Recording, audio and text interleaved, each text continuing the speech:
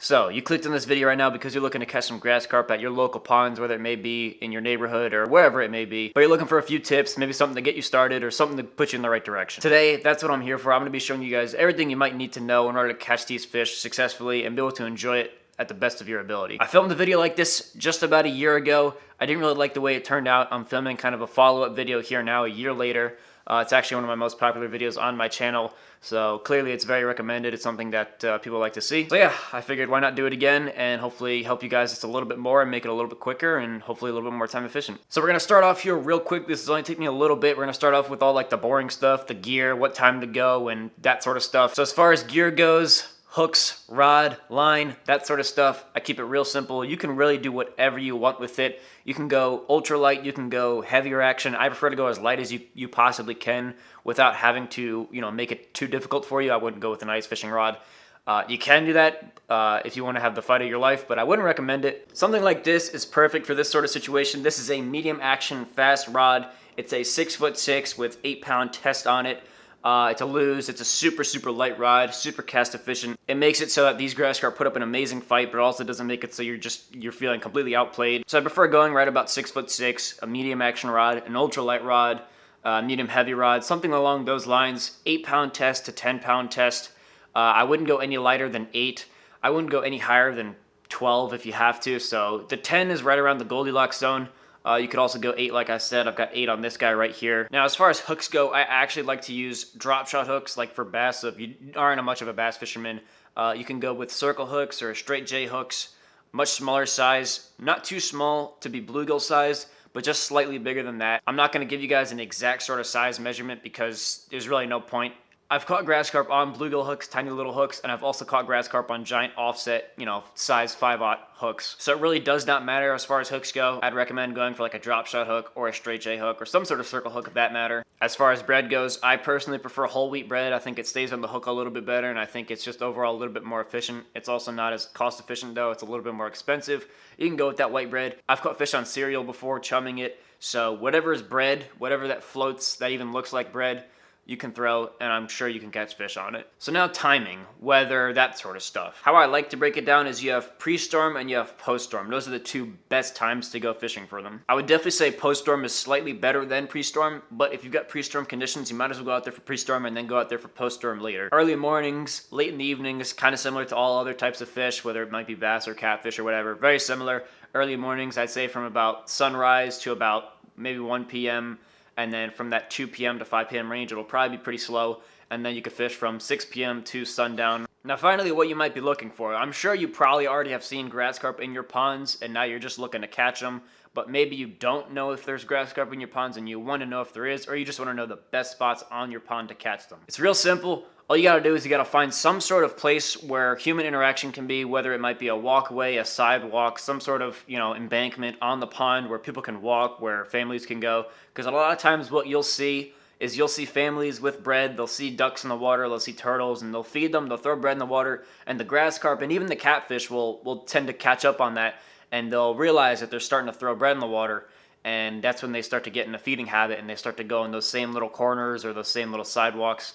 And they go and they make sure that they're ready whenever there's another person feeding bread. So try and find somewhere where there's some sort of human interaction with these fish, because a lot of times you'll see people just throwing bread in the water to feed the geese. Of course, we don't like the geese, but they do, and sometimes the fish take advantage of it. So try and find something like that. One other thing, make sure you have a net. If you don't have a net, I would highly recommend getting a net if you plan on fishing for these fish often in the future.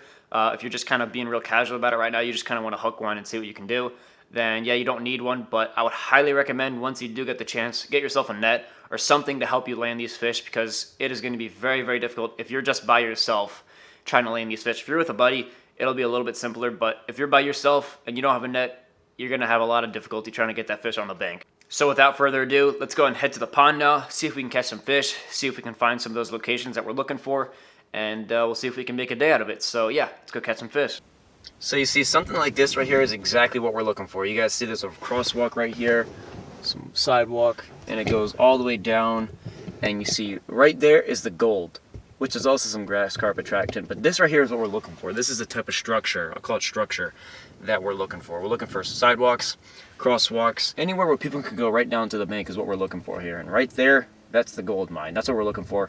I haven't seen any geese yet. I see that little bird right there. But let's go see. Let's go scout it out and hope there's no geese. Let's see here. Now, if I'm able to catch this fish, or after I catch this fish, I'm going to show you guys how I normally rig my bread, how I hook it.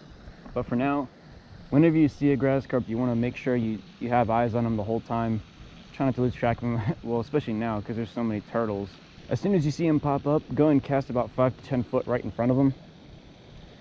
And usually that should get them to be pretty active on that certain piece. And I always put a much bigger piece of bread on my hook than what I normally would throw for chum. It stands out 10 times more, and it's just overall a bigger, more juicy piece of presentation for it, because it doesn't really matter what size it is. You can catch grass carp on full giant pieces, but I don't do that. I just use small pieces of a slice. But some people can throw a whole slice. If you want to do that, go for it. I wouldn't recommend it. It's kind of a waste. But I do throw pretty large dough balls, if you will. Yeah, he don't want that. Oh, Jesus. The grass carp's right there. I'll be honest, I saw the koi for a minute, and I just jokingly took a cast in front of it just to see if it would react. I mean, it did, but it went away, obviously.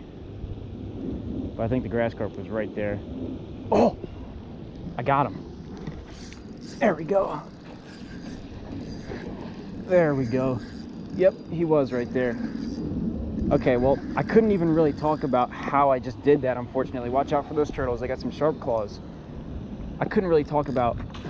That's not a bad one either. That's a solid 10 plus. All right, well, once you've hooked this guy, once you've got a good hook set on him, wow, that is actually a stud. That is a very large grass carp right there. Maybe 32 plus inches. Once you finally hook these guys, sorry, kind of struggling to talk here. What you want to do is you want to make sure you tire him out, because this guy, he's got a lot of fight in him. And as soon as he turns his head like this, loosen your drag up. The thing is, when you're fishing for grass carp, you're fishing with light line and light tackle. So if you keep your spool real tight, as soon as they start to dart out like that, that's a gone fish every single time. See, I've got my spool real loose here. I don't want him to run through any turtles. He's starting to get a little more tired, but the second he sees that net, he's going to dart out each and every single time. So you just got to be real careful with it. Play it out. The fight could go on for 2 minutes. The fight could go on for 20 minutes. It all depends. So just make sure that you're able to play them out. You can start to tell when these fish get tired because they'll start to go belly up. They'll start to kind of roll on their side. That's when they start to get real tired, when you can start to see them rolling. When they roll like that, they're getting tired. Beautiful, beautiful fish. Let's see how long this is going to take.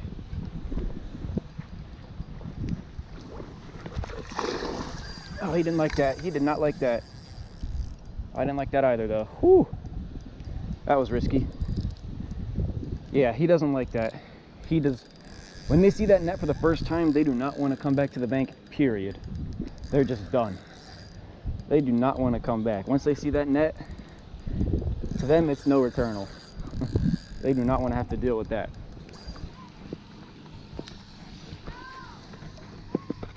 I got him. There he is. Oh, that is a beast. Oh my God, I didn't realize how big this fish was. That is a freaking beast. Holy crap, that's my biggest grass carp ever.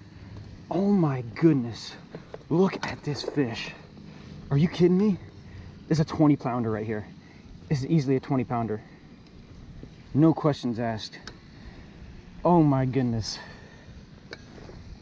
All right, well, once you catch the fish, you want to make sure you keep them as low to the ground as possible. Keep them in the net. I don't have a landing pad on me, unfortunately, so I can't. That's exactly what you don't want to happen. You don't want these fish to freak out like that. You don't want them to hurt themselves. I'm just trying to get this hook out.